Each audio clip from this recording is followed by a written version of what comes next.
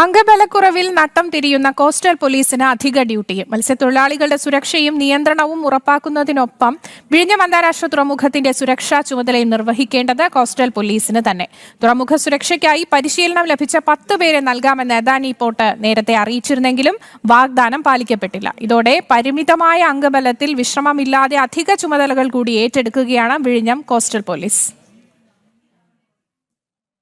മത്സ്യത്തൊഴിലാളികൾ അനധികൃതമായി പ്രവേശിക്കുന്നതായി അദാനി പോർട്ട് തുറമുഖ വകുപ്പിനെ അറിയിച്ചിരുന്നു. തുടർന്ന് അന്താരാഷ്ട്ര കപ്പൽചാലിന്റെ സുരക്ഷയ്ക്കായി കോസ്റ്റൽ പോലീസിനൊപ്പം അധിക സുരക്ഷാ ജീവനക്കാരെ നിയോഗിക്കാൻ തീരുമാനിച്ചു.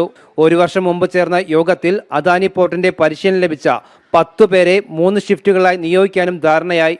എന്നാൽ തീരുമാനം നടപ്പായില്ല. 3 ഷിഫ്റ്റുകളിലെയും ചുമതല ഇപ്പോഴും കോസ്റ്റൽ പോലീസിനാണ്.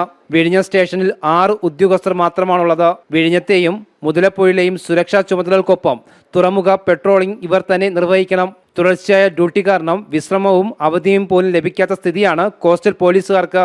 അംഗബലം വർദ്ധിപ്പിക്കുകയോ അദാനി പോർട്ട് വാഗ്ദാനം ചെയ്ത 10 സുരക്ഷാ ജീവനക്കാരെ നിയോഗിക്കുകയും വേണമെന്ന ആവശ്യം ഉയരുകയാണ്. തുറമുഖ സുരക്ഷയ്ക്കൊപ്പം കടലിൽ അപകടമുണ്ടായാൽ രക്ഷാപ്രവർത്തനത്തിനും എത്തേണ്ടത് ഇതേ ഉദ്യോഗസ്ഥരാണ്.